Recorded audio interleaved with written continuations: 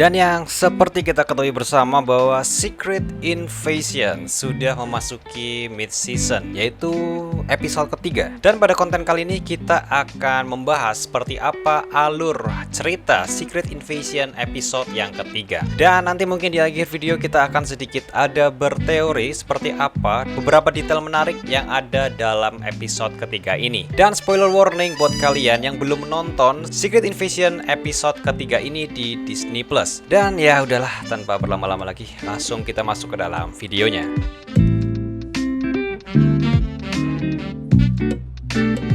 Akhirnya series ini sudah mencapai mid-season dan sudah cukup semakin jelas ya seperti apa rencana dari Graphic. Mulai dari Hill yang mati, kemudian kita bisa tahu alasan Graphic memberontak, sampai kita diperlihatkan seperti apa chaosnya dunia yang akan diinvasi oleh Skrull. Kemudian Rhodey yang bisa dibilang cukup mencurigakan. Lalu apakah dalam episode ketiga ini akan semakin memperjelas seperti apa rencana dari Graphic? Episode ketiga ini pada awal scene memperlihatkan Pagan, Beto dan satu anggotanya sedang akan melancarkan sebuah misi. Pagan kemudian memberikan identitas kepada Beto dan rekannya sebagai petugas kapal selam Inggris. Tentu misi ini merupakan misi adu domba yang akan membuat perang dunia ketiga. Di lain sisi, Graphic mengundang para dewan petinggi negara untuk menemuinya di New Skrullos, di mana yang kita ketahui dalam episode sebelumnya para dewan ini sudah sepakat untuk mendukung gerakan yang akan dipimpin oleh Graphic. Dan akhirnya di sini Graphic menegaskan bahwa ia akan membuat Super Skrull. Dengan bangga dan ambisinya, Graphic mempresentasikan mesin tersebut kepada para dewan.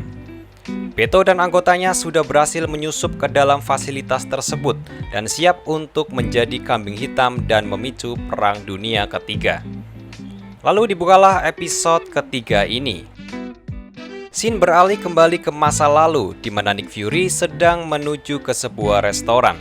Ia bertemu dengan Farah. Dan melalui scene ini membuktikan bahwa memang selama ini Fury menikah dengan seorang Skrull. Scene kemudian beralih di masa sekarang yang kembali menunjukkan rumah kediaman dari Nick Fury dan istrinya.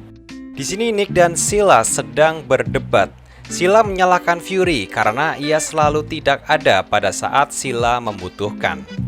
Sheila juga sakit hati kepada Fury yang sudah kembali dalam blip justru memilih untuk tinggal di dalam pesawat luar angkasa. Dan Fury di sini mencoba meminta maaf atas semua yang terjadi kepada Sheila. Namun di sini Fury merasakan ada yang janggal dengan Sheila. Pada saat Fury menanyakan ketika Fury menghilang, apakah dia berinteraksi kepada Graphic. Sheila menegaskan dirinya saat ini adalah dirinya di masa lalu. Karena sakit hatinya kepada Fury, Sheila berhak untuk memilih seperti apa kehidupannya mendatang. Kemudian scene beralih kepada Graphic yang berbicara dengan Jaya. Graphic kembali mengungkit masalah Brogan dan menanyakan kepada Gaia. Graphic mulai curiga dengan sikap Gaia yang membantu mencarikan informasi untuk ayahnya.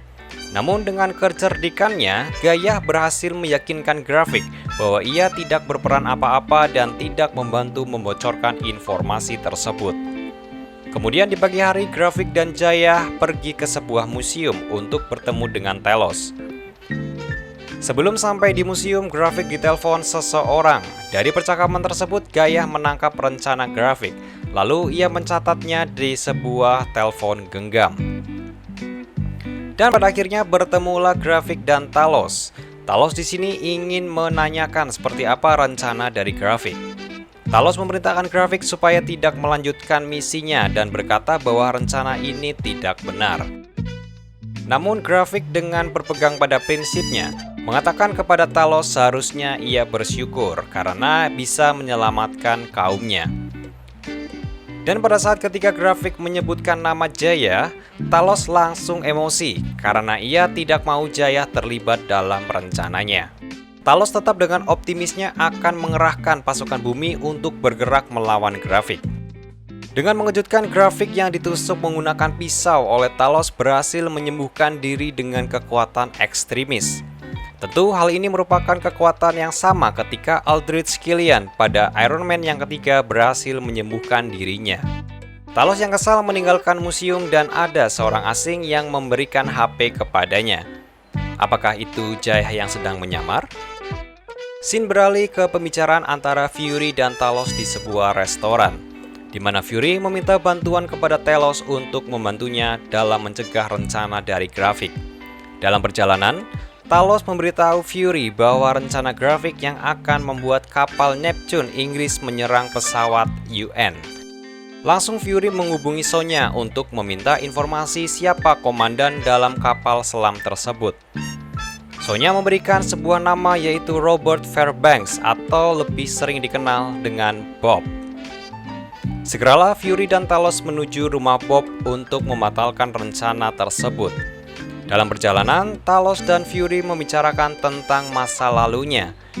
Dari percakapan tersebut, kita dapat mengetahui bahwa selama ini memang Skrull sudah sering terlibat dalam kisah Fury. Kita juga akhirnya tahu bahwa Talos sudah membantunya dalam mendapatkan jabatannya sebagai Director of S.H.I.E.L.D.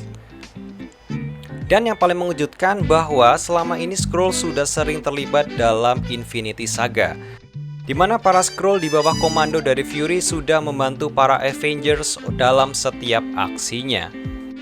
Pada akhirnya Talos dan Fury sampai di rumah Bob. Talos dan Fury berusaha untuk masuk ke dalam rumah Bob dengan menyamar sebagai Bob. Namun Talos harus ketahuan dan masuk dengan identitas aslinya. Fury yang sigap berhasil menghalau para penjaga di rumah itu dan berhasil masuk. Namun Talos berhasil ditangkap oleh Bob dan Nick Fury menyandra anak dari Bob.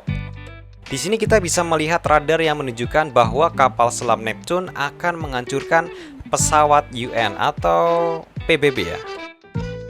Di lain sisi, Beto bersama rekannya sudah bersiap meluncurkan rudalnya. Fury dan Talos menginterogasi Bob dan segera memberikan akses kode pembatalan serangan tersebut. Dengan penuh emosi, Talos akhirnya membunuh Bob yang ternyata merupakan seorang Skrull pada saat Bob menyinggung soal Gaia. Talos menghubungi Gaia untuk mengakses memori dari Robert Fairbanks. Gaia dengan cepat menuju tempat di mana para sandera ditahan. Gaia mengakses memori tersebut dan segera memberitahu kepada Talos. Talos yang sudah mendapatkan informasi tersebut langsung menyuruh Jaya untuk kabur. Talos kemudian memberikan kode pembatalan sebagai Bob kepada awak kapal selam Neptune dan memberitakan pembatalan peluncuran rudal tersebut.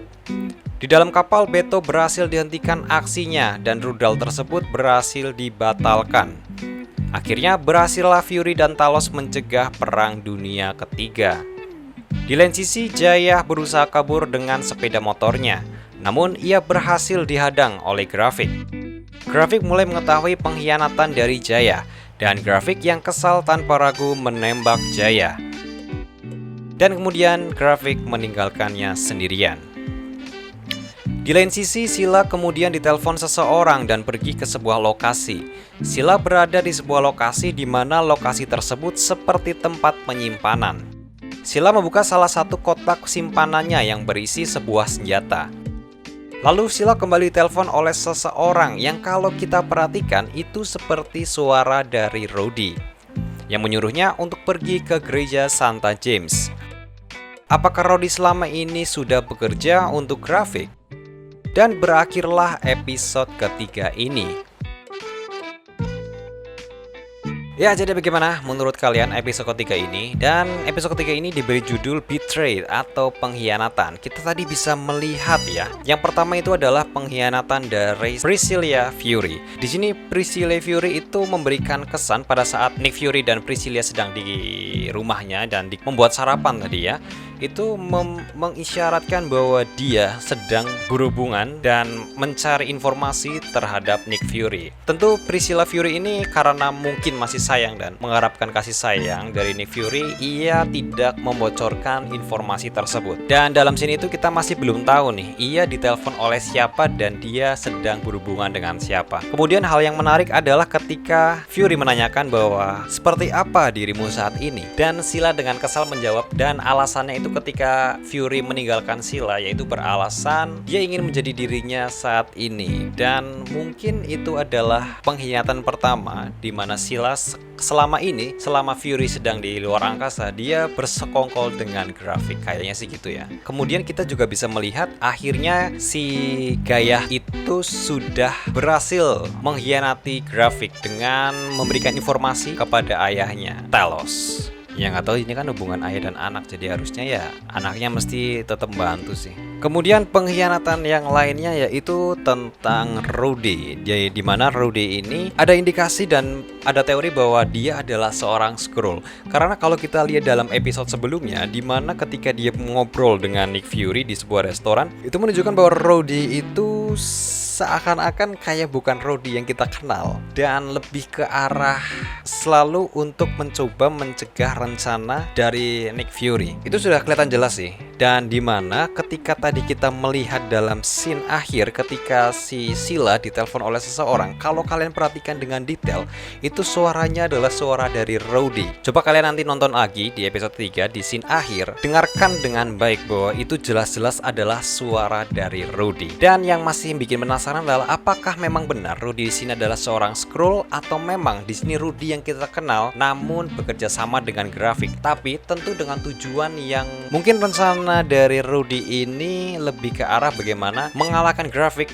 dengan memanfaatkan grafik untuk menyerang bangsanya sendiri. Mungkin kayak gitu ya. Kemudian fakta yang menarik lagi itu pada scene ketika Talos dan Nick Fury menuju ke rumah Bob, dimana yang kita ketahui ternyata selama ini Fury itu ditolong oleh si Talos dengan memberikan informasi yang rahasia dari sebuah negara atau klan tertentu. Itu bisa didapatkan oleh bantuan dari Talos dan para Skrull. Dan juga mengejutkannya, dia berhasil naik menjadi direktur karena bantuan dari Talos. Kemudian kita bisa melihat ekstremis yang kembali dihadirkan dalam Secret Invasion ini, dimana yang kalian ketahui, jika kalian masih ingat, ekstremis ini telah ditemukan oleh Aldrich Killian pada film Iron Man yang ketiga. Dan di episode sebelumnya kita melihat bahwa si Jaya sedang mengakses informasi terhadap seperti apa penelitian dari grafik. Ada Cool Obsidian, kemudian ada ekstremis, kemudian ada Groot. Dan kita bisa melihat bahwa grafik berhasil untuk